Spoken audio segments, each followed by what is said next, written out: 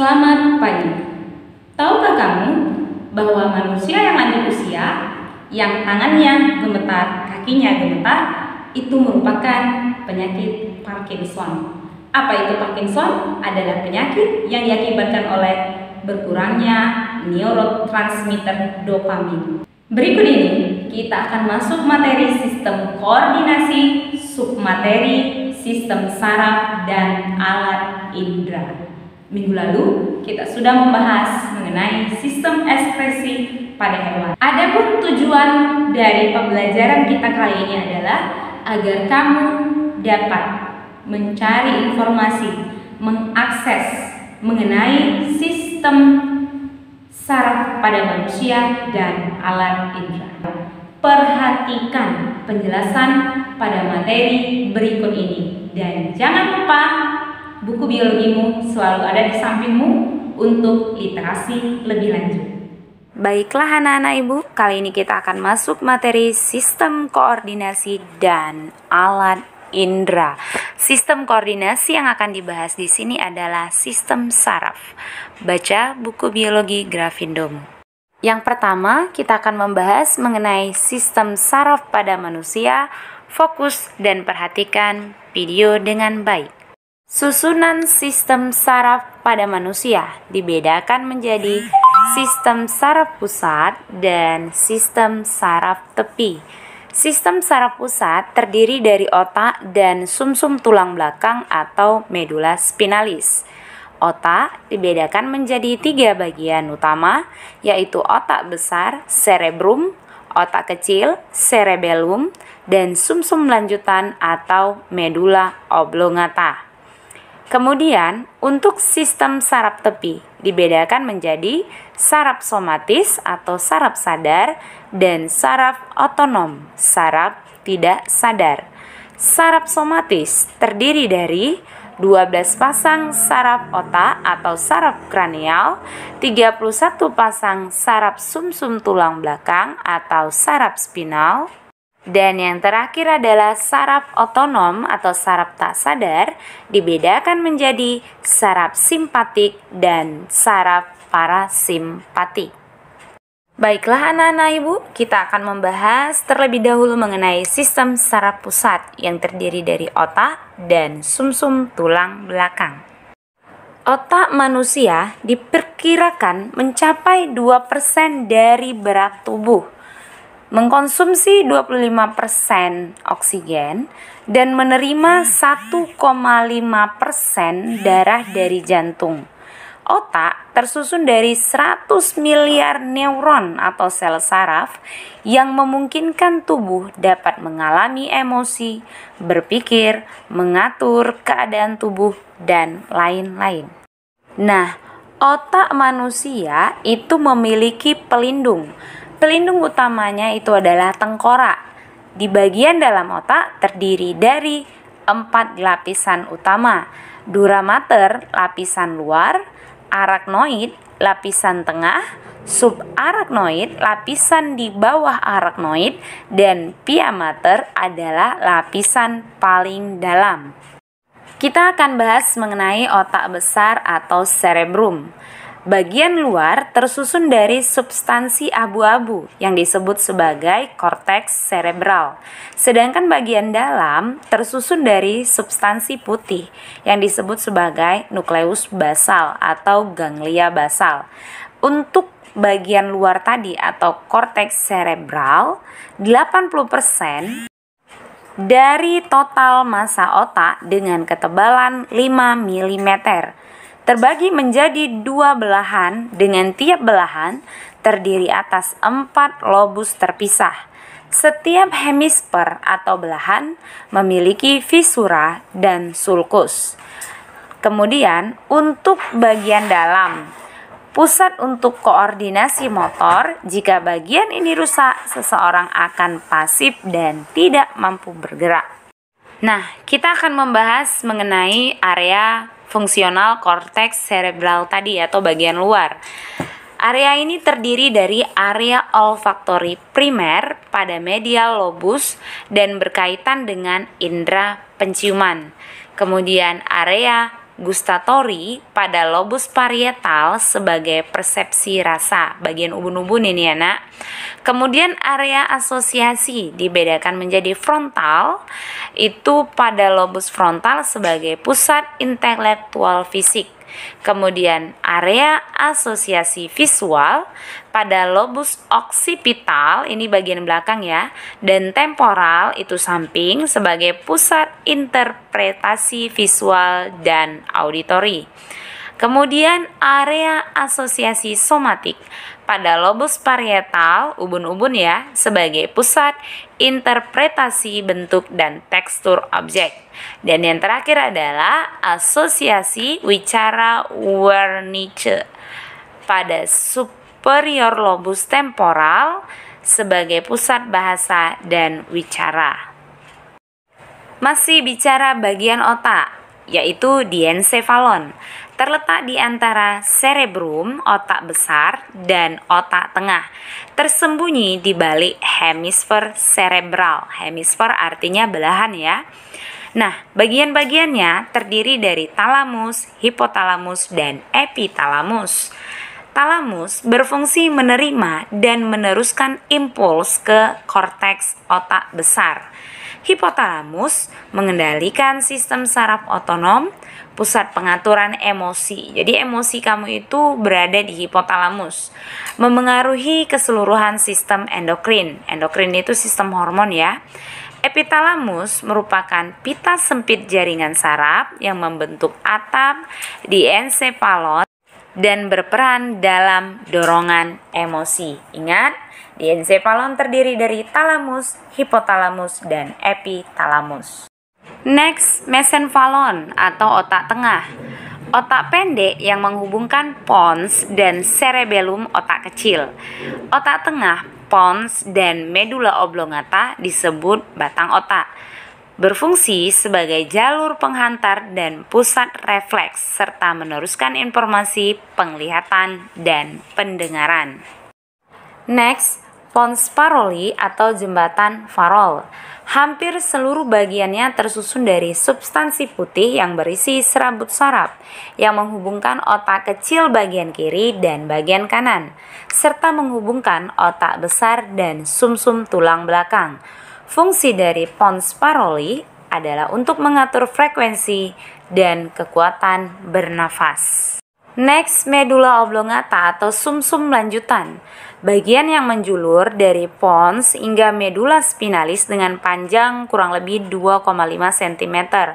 Fungsinya dalam pengendalikan frekuensi denyut jantung, tekanan darah, pernafasan, gerakan alat pencernaan, menelan, muntah, serta mengatur gerak refleks. Terakhir, untuk sistem saraf pusat adalah medula spinalis atau sumsum lanjutan. Berbentuk silinder langsing memanjang sekitar 45 cm dengan diameter 2 cm. Fungsinya adalah mengendalikan aktivitas refleks, komunikasi antara otak dengan tubuh, menghantarkan rangsangan, koordinasi antara otak dan sendi ke cerebellum atau otak besar. Kemudian impuls sensor dihantarkan ke sumsum tulang belakang melalui tanduk dorsal. Impuls motor keluar dari medula spinalis melalui tanduk ventral menuju efektor. Gerak dibedakan menjadi dua, yaitu gerak biasa dan gerak refleks. Untuk urutan gerak biasa, rangsangan itu akan menuju ke reseptor melewati neuron sensorik, kemudian ke pusat saraf atau otak, kemudian menuju neuron motorik ke efektor dan terjadilah gerakan. Sementara gerakan refleks, rangsangan akan menuju ke reseptor, menuju neuron sensorik, dan menuju ke sumsum tulang belakang atau medula spinalis. Kemudian ke neuron motorik, ke efektor, dan terbentuklah gerakan. Nah, kita akan bahas nanti lebih lanjut mengenai neuron sensorik, neuron motorik, dan neuron konektor. Ingat, neuron adalah sel saraf. Tadi kita sudah bahas mengenai sistem saraf pusat ya, yang terdiri dari otak dan sumsum tulang belakang. Nah, selanjutnya kita akan membahas mengenai sistem saraf tepi atau sistem saraf perifer yang terdiri atas jaringan saraf yang berada di luar otak dan di luar medula spinalis. Sistem ini meliputi saraf kranial yang melewati otak dan berasal dari saraf spinal, yaitu sumsum tulang belakang. Perhatikan gambar berikut. Ini adalah sistem saraf tepi yang terdiri dari sistem saraf yang melewati kranial atau sistem saraf kepala dan sistem saraf yang melewati sumsum tulang belakang atau sistem saraf spinal. Masih bicara mengenai sistem saraf tepi. Ingat ya anak-anak ibu, saraf yang kerjanya berlawanan adalah sistem saraf simpatik dan sistem saraf parasimpatik. Perhatikan tabel berikut ini. Pada bagian pupil, simpatik bekerja melebarkan pupil, sementara parasimpatik menyempitkan. Nah, untuk produksi air liur, simpatik menghambat produksi air liur, sementara parasimpatik merangsang produksi air liur. Untuk jantung, simpatik meningkatkan tekanan darah karena meningkatnya detak jantung, sementara parasimpatik menurunkan tekanan darah karena detak jantung menurun, dan seterusnya.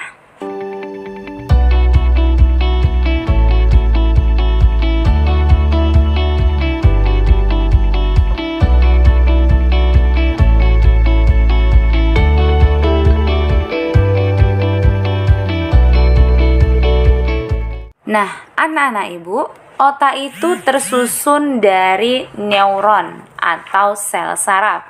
Seperti inilah gambar dari satu neuron. Ingat tadi informasi di awal ada 100 miliar neuron ya. Jadi bentuknya seperti ini kurang lebih.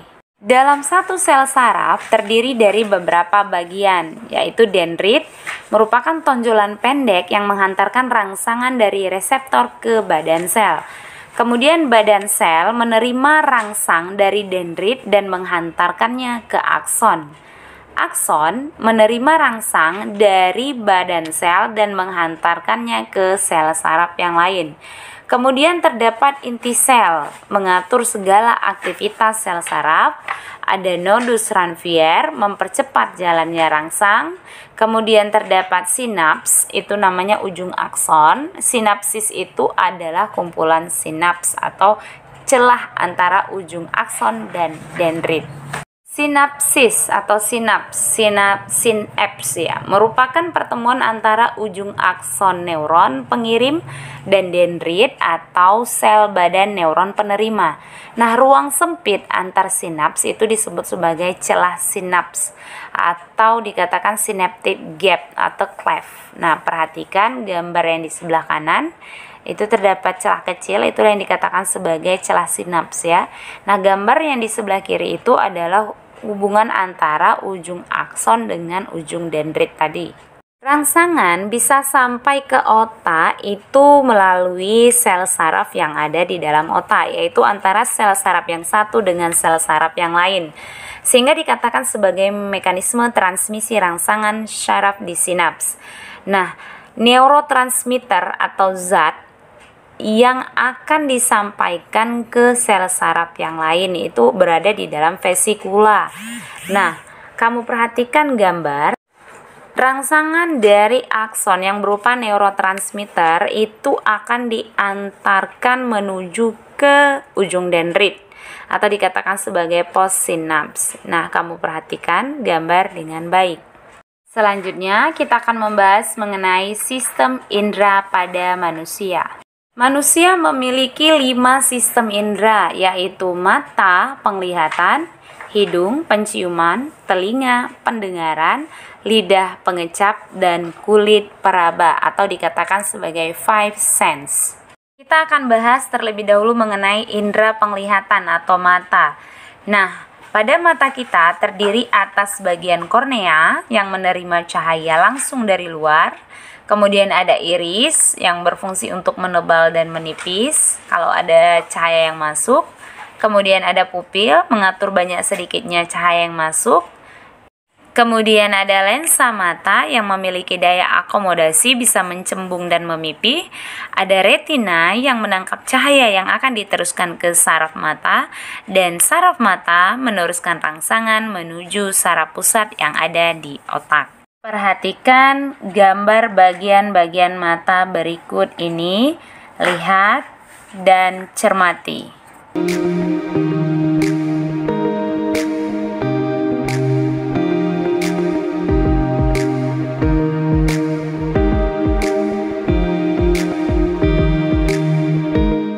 Ketika kita melihat cahaya masuk ke dalam kornea, kemudian dari kornea menuju ke pupil dan disampaikan ke lensa, dari lensa menuju bintik kuning dan menuju retina. Nah, cahaya diubah dengan impuls sensorik menuju ke cerebrum atau otak besar. Asosiasi impuls jadi bayangan benda sehingga kita dapat melihat. Next, alat indera yang kedua adalah hidung. Nah, di dalam hidung terdapat rambut-rambut halus dan mukus. Hidung adalah indera pencium. Saraf penciuman atau pembau pada hidung terletak pada bagian hidung di dekat tulang hidung bagian atas. Namanya adalah serabut saraf pembau atau olfaktori. Nah, serabut inilah yang menerima rangsangan yang akan disampaikan ke otak.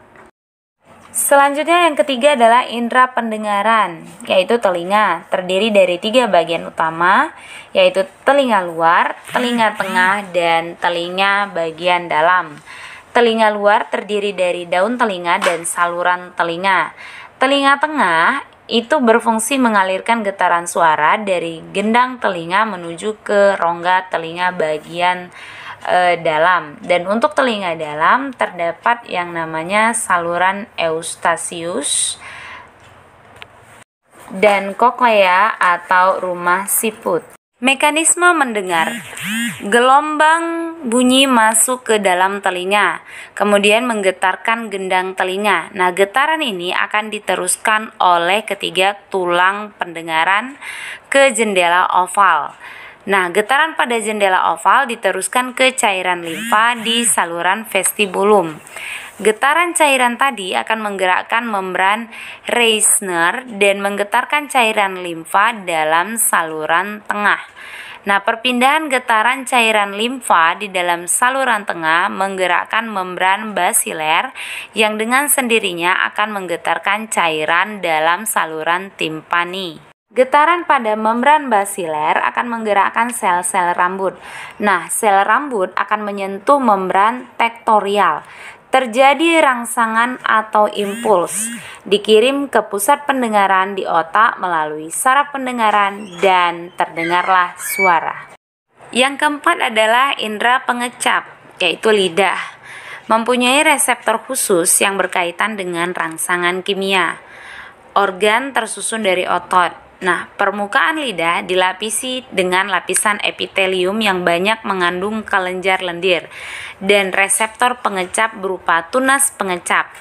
Tunas pengecap terdiri atas sekelompok sel sensori yang mempunyai tonjolan seperti rambut. Mekanisme mengecap. Makanan atau larutan zat berasa masuk ke rambut-rambut sensor, menyembul atau keluar dari sel-sel ke pori-pori sentral tunas pengecap atau papila. Nah, pada bagian ini rambut-rambut sensori terendam dalam zat kimia yang terlarut dalam air ludah manusia. Nah, zat-zat yang terlarut dalam ludah itu akan dideteksi oleh sensor ini sehingga dapat dibedakan rasa makanan itu, yaitu asam, manis, asin, atau pahit. Alat indera yang terakhir adalah kulit, yaitu indera peraba. Perhatikan gambar berikut. Kulit terdiri dari 3 lapisan, yaitu epidermis, dermis, dan bagian bawah kulit, yaitu hipodermis. Kulit, alat penerima rangsangan panas, dingin, sentuhan, tekanan, dan sakit. Ujung-ujung saraf peraba itu terletak di lapisan dermis atau lapisan tengah kulit. Saraf-saraf tersebut, supaya kamu mudah menghafal, ingat saja rupa, kradi, mesra, paten. Saraf Rupini untuk merasakan panas, Krause merasakan dingin, Meissner merasakan rabaan, dan Pacini merasakan tekanan. Oke anak-anak Ibu, dari penjelasan video pembelajaran kita kali ini, Ibu yakin dan percaya kamu juga mampu memperoleh kesimpulan. Adapun kesimpulan dari materi kita hari ini adalah untuk sistem saraf dibedakan menjadi sistem saraf pusat dan sistem saraf tepi. Untuk sistem saraf pusat terdiri dari otak, berikut bagian-bagian otak. Dan untuk sistem saraf tepi, berikut bagian-bagiannya.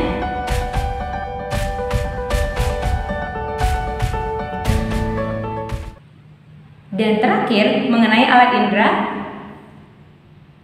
beserta fungsi-fungsinya, berikut bagian-bagian.